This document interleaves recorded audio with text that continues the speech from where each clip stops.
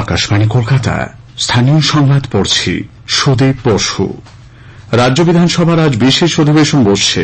বিভিন্ন স্থায়ী কমিটির মেয়াদ বৃদ্ধি নিয়ে আলোচনা করতেই এই অধিবেশন বলে জানিয়েছেন অধ্যক্ষ বিমান বন্দ্যোপাধ্যায়। দুপুর দুটোই বিশেষ অধিবেশন বসার আগে বেলা 12টায় বৈঠকে বসে বিধানসভার কার্য উপদেষ্টা কমিটি। সব জল্পনার অবসান ঘটিয়ে আজই বিধায়ক হিসেবে শপথ গ্রহণ করতে চলেছেন বরানগর এবং ভগবানগোলার জয়ী দুই প্রার্থী শান্তিকা বন্দ্যোপাধ্যায় ও রেয়াত হোসেন সরকার। দুপুর দুটোই বিধানসভায় শপথ গ্রহণ অনুষ্ঠান হবে বলে জানা গেছে। বিধানসভার উপাধ্যক্ষ আশিস বন্দ্যোপাধ্যায় রাজ্যপালের নির্দেশ মতো জয়ী দুই প্রার্থীকে শপথ বাক্য পাঠ করাতে পারেন বলে খবর। বিধানসভার কার্য উপদেষ্টা কমিটির বৈঠকে অধ্যক্ষ উপাধ্যক্ষর পাশাপাশি উপস্থিত ছিলেন পরিষদীয় মন্ত্রী শোভনদেব চট্টোপাধ্যায়, ফিরহাদ হাকিম, চন্দ্রিমা ভট্টাচার্য, অরূপ বিশ্বাস, শশী পাঁজা, দেবাশিস কুমার, মলয় ঘটক, সুজিত বসু। সেখানেই শপথ গ্রহণের বিষয়টা আলোচিত হয়। প্রাথমিকে নিয়োগের মামলায় ওএমআর শিট বা উত্তরপত্রের তথ্য উদ্ধার করতে অন্য সংস্থাকে দায়িত্ব নিতে বলেছে কলকাতা হাইকোর্ট। জানা গেছে আজ বিচারপতি রাজেশ শেখর মান্থা এই নির্দেশ দিতে গিয়ে বলেন, তদন্তকারী সংস্থা সিবিআই সার্ভারের মূল তথ্য উদ্ধার করতে ব্যর্থ হয়েছে। এবার তারা অন্য সংস্থা নিয়োগ করুক। 6 সপ্তাহ পরে মামলার পরবর্তী শুনানি। একই সঙ্গে বিচারপতি মান্থা সিবিআইকে দেশের তথ্য প্রযুক্তির সঙ্গে যুক্ত প্রথম সারির সংস্থাগুলির সাহায্য নিতেও বলেছেন। এমনকি বিশেষ প্রয়োজনে ওই তথ্য খুঁজে পেতে বিশ্বের যে কোনো সংস্থাকে নিয়োগ করার জন্য কেন্দ্রীয় তদন্তকারী সংস্থাকে নির্দেশ দিয়েছেন বিচারপতি। জাতীয় তদন্ত সংস্থা এনআইএ ভূপতিনগর বিস্ফোরণ মামলায় 3 অভিযুক্তের বিরুদ্ধে অতিরিক্ত চার্জশিট পেশ করেছে। পূর্ব মেদিনীপুরের ভূপতিনগরের নারুবিলা গ্রামে 2022-এর 2রা ডিসেম্বর ওই বিস্ফোরণে 3 জনের মৃত্যু হয়। বিশেষ আদালতে গতকাল পেশ করা চার্জশিটে নাম রয়েছে নিহত রাজকুমার মান্না, বিশ্বজিৎ গায়েন ও বুদ্ধদেব মান্নার। অভিযুক্ত আরও 3 জন পঞ্চানন ঘড়াই, মনোব্রত জানা ও বলাইচরণ মাইতির নামও রয়েছে এতে। এর মধ্যে 2 জন জেল হেফাজতে আছে, জামিনে মুক্ত 1 জন। মুর্শিদাবাদ মেডিকেল কলেজ হাসপাতালে 3 দিনে 7টি শিশুর মৃত্যুতে উঠে এসেছে অপুষ্টি ও রেফার করে অমূল্য সময় নষ্টের অভিযোগ। হাসপাতালের পেডিয়াট্রিক এবং এসএনসিইউ বিভাগে 7টি শিশুর মৃত্যুর কথা জানা গেলেও রোগীর আত্মীয়দের অভিযোগ সংখ্যাটা 8। রেফার হওয়া অপুষ্ট বাচ্চা বেশি ভর্তি হওয়ার কারণে মৃত্যু হচ্ছে বলে হাসপাতাল কর্তৃপক্ষ স্বীকার করেছেন। উল্লেখ্য, মুর্শিদাবাদ মেডিকেল কলেজ হাসপাতালে পেডিয়াট্রিক বিভাগ, এসএনসিইউ এবং পিকু বিভাগের শয্যা রয়েছে 150টি, কিন্তু বেডের তুলনায় রোগীর সংখ্যা 1.5 গুণের বেশি। এসএনসিইউ বিভাগে 60টি বেডে 96 জন শিশু ভর্তি রয়েছে।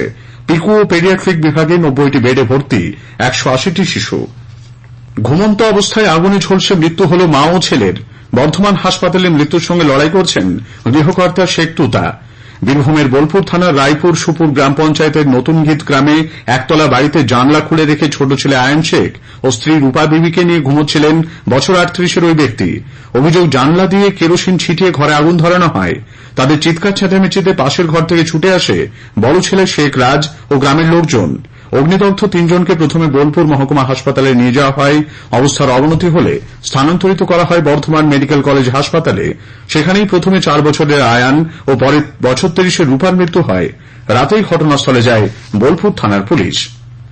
দক্ষিণ কলকাতার লেক অ্যাভিনিউ রোডে এক ব্যবসায়ীর বাড়িতে ঢুকে লুটপাটের চেষ্টার অভিযোগে পুলিশ এক সাফাই কর্মী সহ 3 জনকে গ্রেপ্তার করেছে। আদতে ঝাড়খণ্ডের বাসিন্দা 3 জনই গোবিন্দপুর রেল কলোনিতে থাকত। দেবাশিস দে নামে ওই ব্যবসায়ীর ফ্ল্যাট 9 তলায়। কাজের সূত্রে পরিচিত ওই সাফাই কর্মী আরও 2 সঙ্গীকে নিয়ে গত সন্ধ্যায় ফ্ল্যাটে যায়। কিছু বুঝে ওঠার আগেই তারা ভেতরে ঢুকে লুটপাটের চেষ্টা করে। ব্যবসায়ীর স্ত্রী চিৎকার শুরু করলে 1 রাউন্ড গুলি চালিয়ে তারা চম্পট দেয় বলে অভিযোগ। যদিও গুলি চালানোর কথা পুলিশ স্বীকার করেনি। 3 জনই পরে পুলিশের হাতে ধরা পড়ে। কলকাতা পৌরসভার 112 নম্বর ওয়ার্ডের বাঁশদ্রোণী এলাকায় খারাপ রাস্তা সারাইয়ের দাবিতে অটো চালকদের ধর্মঘটে যাত্রীরা চরম দুর্ভোগে পড়েছেন। অভিযোগ, কেইআইপি প্রকল্পের কাজের জন্য নতুন বাজার থেকে পোস্টাল পার্ক হয়ে বাঁশদ্রোণী মেট্রো স্টেশন পর্যন্ত রাস্তাটি দীর্ঘদিন ধরেই চলাচলের অযোগ্য। বারবার প্রশাসনকে জানিয়েও কোনো লাভ হয়নি। বর্ষার বৃষ্টি শুরু হতে পরিস্থিতি আরও জটিল হয়ে উঠেছে। অবিলম্বে রাস্তাটি সারাইয়ের দাবি তুলে অটো চালকরা বুধবার থেকে অটো পরিষেবা বন্ধ রেখেছেন।